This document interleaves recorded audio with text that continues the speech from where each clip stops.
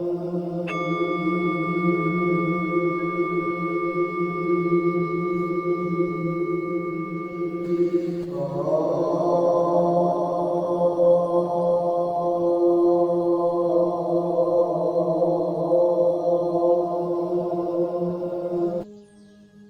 हो सकता है ओम मंत्र का रहस्य?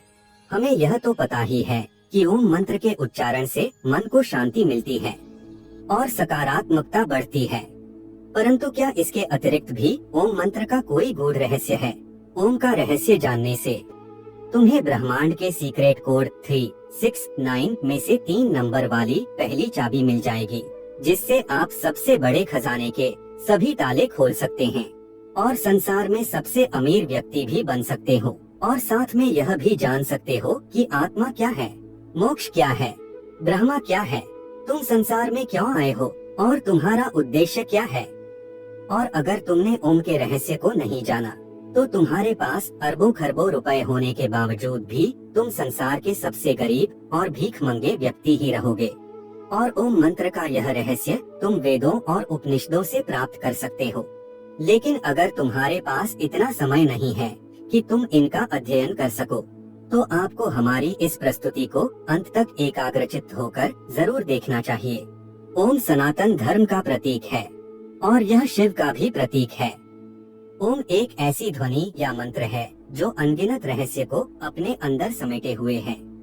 और अमेरिका की ऑक्सफोर्ड यूनिवर्सिटी में डायरेक्टर रह चुके पीटर रसेल ओम मंत्र पर गहन अध्ययन कर रहे हैं और उन्होंने E=mc² को ओम =mc² के समकक्ष बताया है। और वो कहते हैं कि यह सूत्र चेतना की अभिव्यक्ति को दर्शाता है।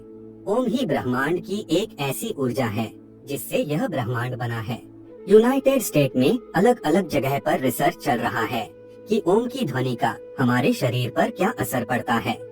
इस रिसर्च में जब अलग अलग ध्वनि को ऊंची आवाज में बजाया जाता है तो हर ध्वनि का असर शांत पड़े पानी पर अलग अलग पड़ता नजर आता है, लेकिन ओम की ध्वनि का असर पानी पर सबसे अलग पड़ता है। रिसर्चर खुद हैरान थे कि ओम की ध्वनि के बजने पर पानी पर ऐसी आकृति बनती है जैसे कि सनातन धर्म में बताए गए श्री यंत्र की आकृति होती है। ओम के सिवा कोई ध्वनि ऐसी आकृति नहीं बनाती थी। रिसर्चर ने बताया कि ओम की ध्वनि बहुमूल्य ज्ञान का खजाना है। और जब प्राचीन काल में एक सन्यासी को लगा कि गुप्त मंत्र से बड़े बड़े खजाने के ताले तोड़े जा सकते हैं, तो यह सन्यासी गुप्त मंत्र की तलाश में एक बड़े आश्रम में जाता है। वहाँ के आचार्य से कहता है कि आप मुझे मूल्यवान गुप्त मंत्र दीजिए। तो आचार्य ने कहा कि मैं तुम्हें गुप्त मंत्र तो दूंगा, लेकिन तुम्हें सालों तक यहाँ रहकर सेवा करनी होगी। सन्यासी ने सेवा करते करते सालों बिता दिए। एक दिन सन्यासी आचार्य के पास गया और बोला कि अब तो वह गुप्त मंत्र मुझे दे दीजिए। तो आचार्य ने कहा कि ठीक है, तुम मेरे नजदीक आओ, मैं तुम्हारे कान में वह गुप्त मंत्र कहूँगा। सन्यासी नजदीक गया तो आचार्य ने ओम मंत्र दिया। सन्यासी खुश हो गया, वह वहाँ से चला गया और ओम का जाप करने लगा, लेकिन कोई धन की प्राप्ति नहीं हुई। तो उसे संदेह हुआ कि आचार्य ने उसके साथ धोखा किया है। वह जब बाहर निकला तो एक माँ उसके बेटे को बुला रही थी कि ओम बेटे यहाँ आओ। तो सन्यासी चौंक गया, क्योंकि यहाँ तो किसी के बेटे का नाम ही ओम था। जब वह और आगे गया तो कुछ ब्राह्मणों को देखा जो हरि ओम बोल रहे थे।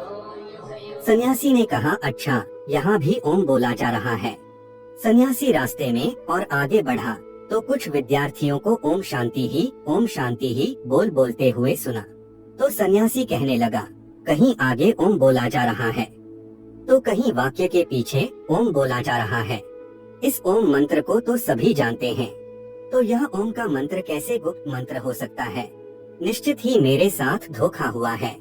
वह अपने आचार्य के पास गया और कहने लगा, आचार्य, आपने मुझे यह कैसा मंत्र दिया है?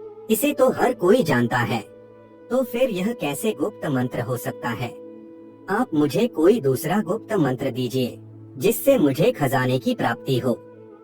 आचार्य बोले, ठीक है, मैं तुम्हें दूसरा गुप्त मंत्र दूंगा, लेकिन तुम्हें मेरा एक काम करना होगा। आचार्य भीतर जाकर एक पत्थर लेकर आए और सन्यासी से बोले, यह लो सन्यासी, इसे बाजार में ले जाओ और इसका मूल्य जानकर आओ।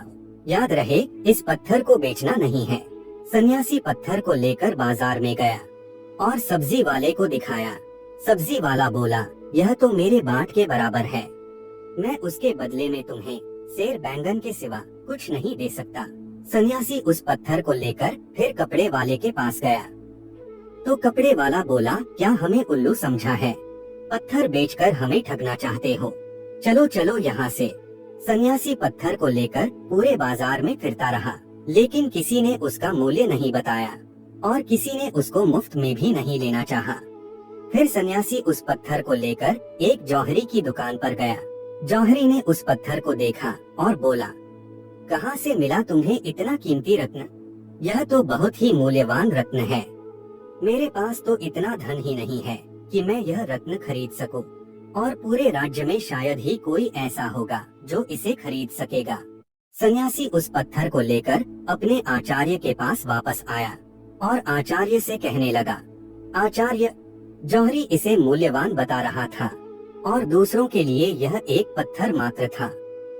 आपको पता था कि यह पत्थर नहीं लेकिन कीमती रत्न है, तो फिर मुझे इसका मूल्य जानने के लिए बाजार में क्यों भेजा?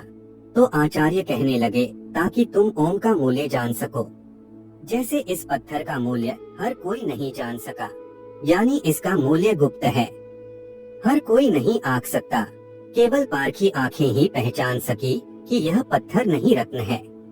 उसी तरह ओम भी एक रत्न है जिसका मूल्य गुप्त है, और जो ओम का मूल्य जानते हैं वह समृद्ध हो जाते हैं। अब ध्यान से सुनो, मैं तुम्हें ओम का विस्तार पूर्वक रहस्य समझाता हूँ। देवताओं के सेनापति भगवान कार्तिकेय ने भगवान शिव को ओम का जो अर्थ बताया है वह मैं तुम्हें बताता हूँ। ओम एक ऐसी प्राकृतिक ध्वनि है जो बिना किसी टकराव से उत्पन्न होती है। इसे तुम अक्षर, शब्द, ध्वनि या नाद भी कह सकते हो। ओम में 3 ध्वनियाँ हैं जिसे मात्रा कहा जाता है। वे है अध्वनि, उध्वनि और मध्वनि। जब अध्वनि और उध्वनि मिलते हैं तो वो ध्वनि बनाता है, और जब उध्वनि से म मिल जाता है तो ओम बनता है। ओम की 3 ध्वनियों से ही समस्त विश्व की सभी भाषाएं और बोलियां बनती हैं, और गूंगा भी अध्वनि, उध्वनि और मध्वनि यह 3 ध्वनियां बोल सकता है। आपकी भाषा कोई भी हो, लेकिन जब आप उच्चारण के लिए मुंह खोलते हैं तो सबसे पहले अकार की ध्वनि ही निकलती है, और जब तुम उच्चारण के अनंतर मुंह बंद करते हो तो मकार की ध्वनि ही निकलती है, और जब तुम होठों को पास लाकर मुख को आधा खुला और आधा बंद रखते हो तब उकार की ही ध्वनि सुनाई पड़ती है। इसीलिए सभी भाषाओं की सभी ध्वनियाँ, फिर वह स्वर हो या व्यंजन, ओंकार के अंतर्गत ही आती हैं। इसलिए ओम विशिष्ट वैश्विक ध्वनि है। ओम ईश्वर का प्रतीक भी है। मांडूक्योपनिषद के अनुसार ओंकार जगत की उत्पत्ति और लय का प्रतीक है। अध्वनि सर्जन को दर्शाती है, उध्वनि सांसारिक प्रपंच को दर्शाती है, और मध्वनि इस समग्र संसार के लय को दर्शाती है। ओंकार आत्मा की 3 अवस्थाओं को भी दर्शाता है। पहली स्थिति है जागृत। इस अवस्था में जीवात्मा अपने स्थूल अंगों और इंद्रियों से भोगों को भोगता है। दूसरी स्थिति है स्वप्न अवस्था। इस अवस्था में जीव अंतः प्रज्ञ होकर जागृत अवस्था में भोगे हुए भोगों को अपने मन के द्वारा अनुभूति करता है। तीसरी अवस्था है सुषुप्ति।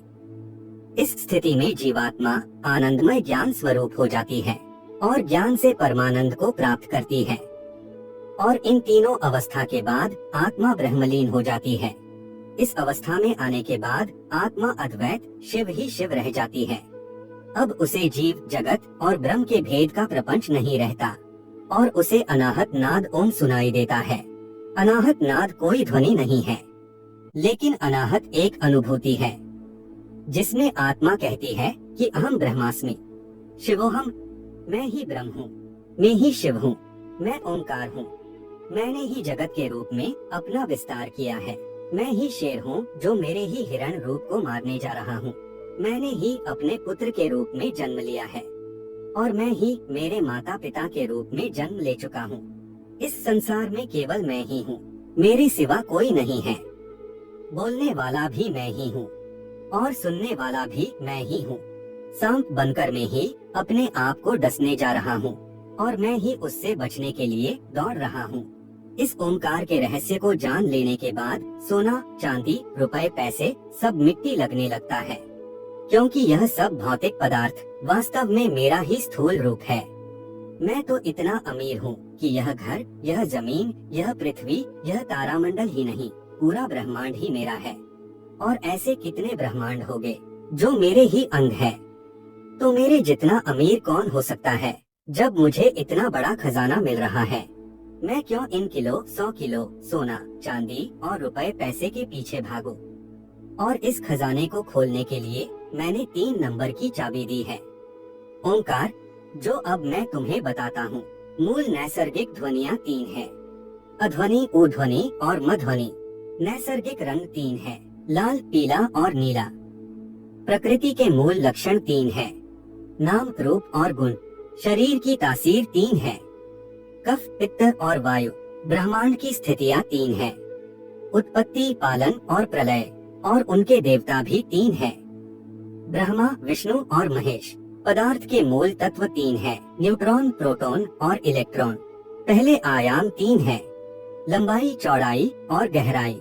और इन 3 नंबर की चाबी को जितना गहराई से अध्ययन करोगे और उसकी गहराई में जाओगे, तुम मुझे ही पाओगे, नहीं अपने आप को ही पाओगे, क्योंकि इस संसार में तुम्हारे सिवा दूसरा कोई है ही नहीं।